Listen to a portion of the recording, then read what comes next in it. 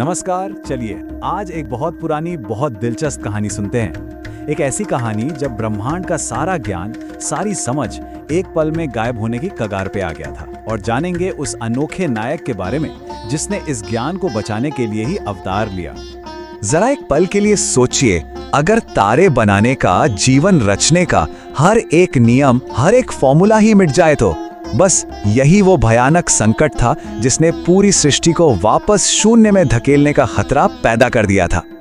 ये बात है तब की जब समय भी शुरू नहीं हुआ था, कल्प का आरंभ हो रहा था। तब न तारे थे, न ग्रह, न कोई दुनिया, सिर्फ एक अंतहीन शांत लौकिक महासागर था जिसमें आने वाले कल की सारी संभावनाएं सोई हुई थीं। और इसी अनंत शांति के बीच दो महान शक्तियां मौजूद थी।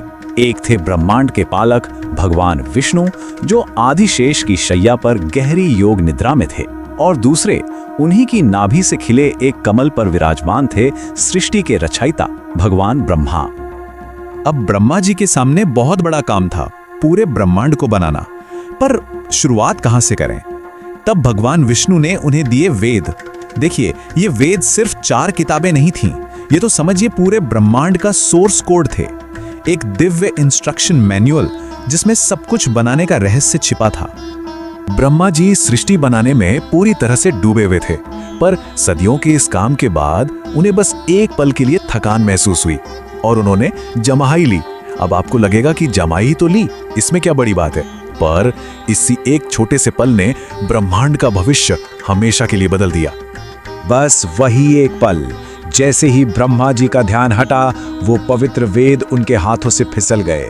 और ठीक उसी वक्त अंधेरे से निकले 2 ताकतवर असुर, मधु और कैटब। उन्होंने मौका देखा, झपट्टा मारा, ज्ञान के उन ग्रंथों को चुरा लिया और उन्हें ब्रह्मांडीय महासागर की सबसे गहरी खाई में ले जाकर छिपा दिया। अब क्या होता? बनाने की पूरी किताब ही गायब हो चुकी थी।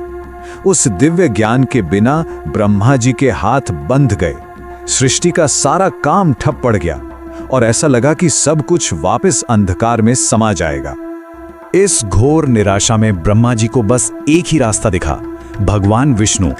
वो भागे भागे उनके पास पहुंचे और उन्हें जगाने, इस सृष्टि को बचाने की प्रार्थना करने लगे। ब्रह्मा जी की पुकार सुनकर विष्णु जी अपनी योग निद्रा से जागे। उन्होंने देखा कि मामला कितना गंभीर है।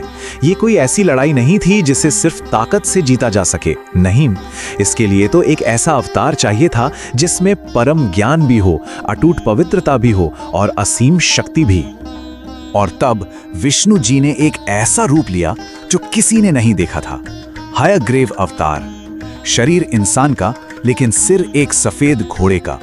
ये रूप सिर्फ दिखने में अनोखा नहीं था, ये तो परम ज्ञान और बिजली की तेजी से सोचने की शक्ति का प्रतीक था। इस मिशन के लिए बिल्कुल परफेक्ट। तो अब मैदान तैयार था। एक तरफ थे भगवान हयग्रीव, जो खुद ज्ञान का रूप थे, और दूसरी तरफ मधु और कैटब, जो अपने घमंड और अज्ञान में डूबे हुए थे। तो ये लड़ाई सिर्फ 2 शक्तियों की नहीं थी, ये थी ज्ञान और अहंकार की लड़ाई। भगवान हयग्रीव एक पल भी रुके बिना उस लौकिक सागर की गहराइयों में उतर गए और वहां ब्रह्मांड के बिल्कुल नीचे एक ऐसा भयंकर युद्ध शुरू हुआ जो सदियों तक चलता रहा। लड़ते लड़ते मधु और कैटब को अपनी ताकत पर इतना घमंड हो गया कि वो खुद को अजेय समझने लगे, और इसी घमंड में चूर होकर उन्होंने हयग्रीव का मजाक उड़ाते हुए कहा, अरे वाह, तुम तो बहुत बहादुर हो, चलो हम तुमसे खुश हुए, मांगो, क्या वरदान मांगते हो। उन्हें जरा भी अंदाजा नहीं था कि उनके अपने शब्द ही उनकी मौत का फंदा बनने वाले थे। भगवान हयग्रीव तो ज्ञान के सागर थे। उन्होंने एक पल में उनके घमंड की मूर्खता को पहचान लिया और उन्होंने उन्हीं के फेंके हुए पासे को पलट दिया। मुस्कुराते हुए बोले, अच्छा, अगर आप इतने ही शक्तिशाली हैं और वरदान देना चाहते हैं तो बस मुझे ये वरदान दे दीजिए कि मैं आप दोनों को मार सकूं। अब तो असुर बुरी तरह फंस गए अपने ही शब्दों के जाल में। वचन दे दिया था तो पीछे भी नहीं हट सकते थे। तो उन्होंने बचने के लिए एक आखिरी हताश कोशिश की। उन्होंने एक ऐसी शर्त रखी जो उन्हें लगा कि कोई कभी पूरी नहीं कर सकता। उन्होंने कहा, ठीक है, तुम हमें मार सकते हो, पर सिर्फ ऐसी जगह पर जहां पानी ना हो। सोचिए जरा, पूरा ब्रह्मांड ही एक महासागर था, उसमें सूखी जगह कहां से मिलती?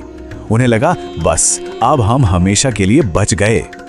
ये सुनकर भगवान हैग्रीव केवल मुस्कुराए और फिर उन्होंने अपना आकार इतना विशाल कर लिया कि उनकी जांघें उस महासागर से भी ऊपर आ गईं।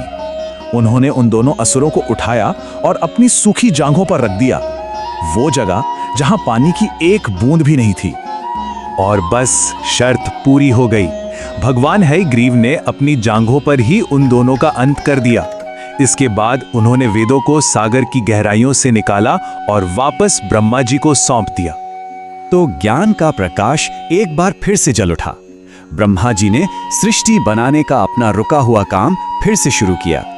ये सिर्फ एक असुर पर देवता की जीत नहीं थी, ये बुद्धि की जीत थी, अहंकार पर विवेक की जीत थी। तो ये कहानी ये हमें आज क्या सिखाती है? देखिए, पहली बात तो ये कि असली ज्ञान यानी जिज्ञाना किसी भी शारीरिक बल से कहीं ज्यादा ताकतवर होता है। दूसरी बात, अहंकार, घमंड हमेशा इंसान को नीचे गिराता है, ठीक वैसे ही जैसे मधु और कैटअप के साथ हुआ। और सबसे जरूरी बात, ज्ञान सिर्फ कुछ तथ्य नहीं है, ये एक खजाना है जिसकी रक्षा करना हम सबका काम है।